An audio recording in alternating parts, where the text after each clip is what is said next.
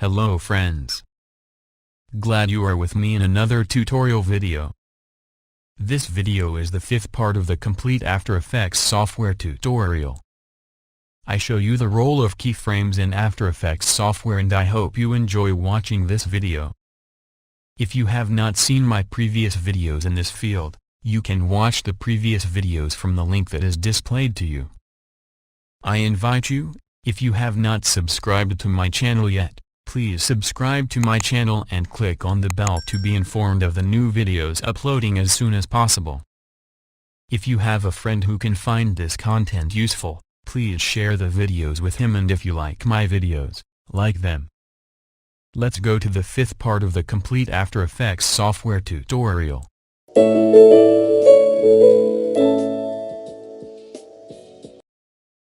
In this video, I want to show you the role of keyframes in After Effects software.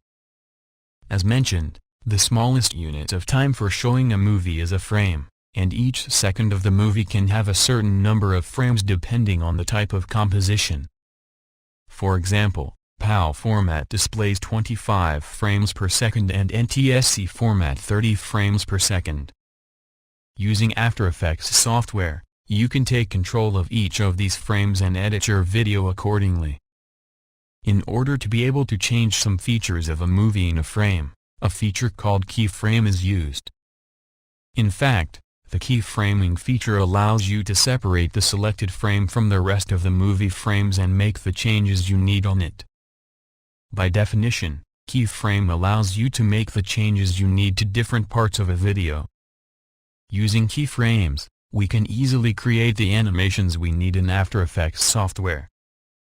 In the continuation of this video, I will show you a few examples of how they work.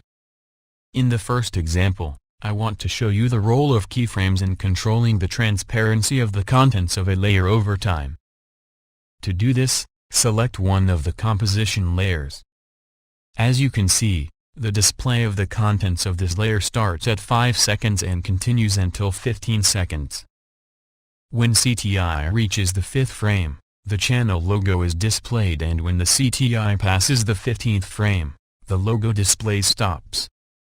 Now I want the logo to be displayed on the page with a simple animation. To do this, we need to take CTI to the starting point of the logo display. Just select the layer, press the I key on the keyboard to move the CTI to the starting point of the selected layer. Now click on the arrow next to the color box of the selected layer. Then click on the arrow next to the transform option. This will display all the subsets of the transform option. As mentioned, in this example we just want to change the opacity of the selected layer. For example, at the start point of the logo display, we reduce the opacity to 0 to disable the logo display at the CTI location. Now next to the opacity option, click on this icon, which is in the shape of a stopwatch. This creates a keyframe at the CTI location. Simply put, in the first logo display frame, we created a keyframe that has a 0% opacity.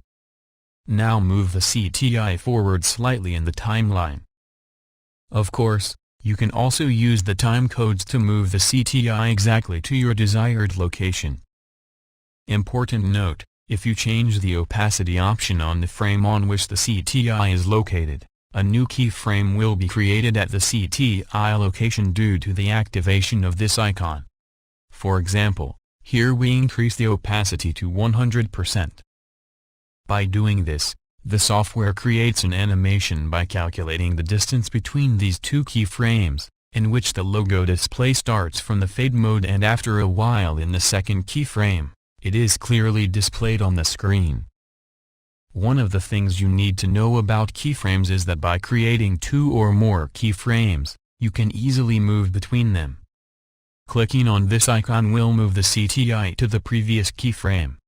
Also, by clicking on this icon, CTI will be transferred to the next keyframe.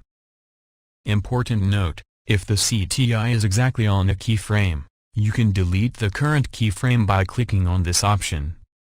And if the CTI is not on a keyframe, a new keyframe is in place. By clicking this button, CTI placement will be created. Also, you can easily move the keyframes at the timeline level and place them in the desired location by clicking and dragging the mouse. As mentioned in previous videos, by pressing the spacebar on the keyboard, the timeline content is rendered in real time. Note that the green line above the timeline indicates the rendered area. So now I want to show you how to copy keyframes. To begin with, suppose I want to copy 2 opacity keyframes and apply them to the other 3 layers of the composition. In the first step, you must select the desired keyframes. For this purpose, just hold down the Shift key and click on the desired keyframes to be selected. In addition, you can select the desired keyframes by clicking and dragging on the keyframes and drawing a hypothetical rectangle. Now select the Copy option from the Edit menu. The keyboard shortcut for this option is Ctrl+C.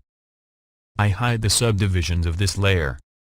Then I select all 2 layers, and by pressing the I key, we move the CTI to the starting point of displaying the contents of these layers. After that, go to the Edit menu and select the Paste option. The keyboard shortcut for this option is Ctrl+V. This will also apply duplicate keyframes to these 3 layers. To check this, just press the T key on the keyboard to display the opacity option of the selected layers. As you can see, the keyframes of the first layer are also located in these layers, so the contents of these layers are displayed with a simple animation. Okay. So far, we have learned about different ways to create and edit keyframes. Now I want to show you how to create 1 or more keyframes on multiple layers at the same time. First, select the layers you want. For example, I want to create a reverse animation to start displaying the contents of these layers. In simpler language, I want to reduce the opacity of the contents of the selected layers from a specific frame, and in the last frame of these layers, the opacity will be reduced to 0, and as a result, the contents of these layers will gradually disappear from the screen. To get started, press the T key on the keyboard once to display the opacity option for the selected layers. Now I have to take the CTI to the place I want. To add a keyframe to the CTI location on all layers, just click on the keyframe icon of one of the layers. This creates an opacity keyframe on all selected layers. As you can see, the default opacity is 100%, so the display of all the contents of the selected layers from the second keyframe to the third keyframe is the same and will not have any animation. I want to create another keyframe. So put CTI in the desired location and then click on the button to create a keyframe of one of the layers. This will insert the 4th opacity keyframe into all selected layers. Now just change the opacity of one of the layers. For example, I reduce the opacity of this layer to 0% and press the Enter key. In this case, as you can see, the opacity of the other selected layers is reduced to 0%. Now when I run the contents of the timeline, you will see that After Effects automatically creates the middle frames of these 2 keyframes as well, and by creating an animation, it gradually reduces the opacity from 100 to 0. Friend, in this video I show you the role of keyframes in After Effects software. If you have not subscribed to my channel yet, please subscribe to my channel and click on the bell to be notified of the new videos I am uploading to you as soon as possible. And if you have a friend who can find this content useful, please share the videos with him, and if you like this video, like it. Until the next video, God bless you.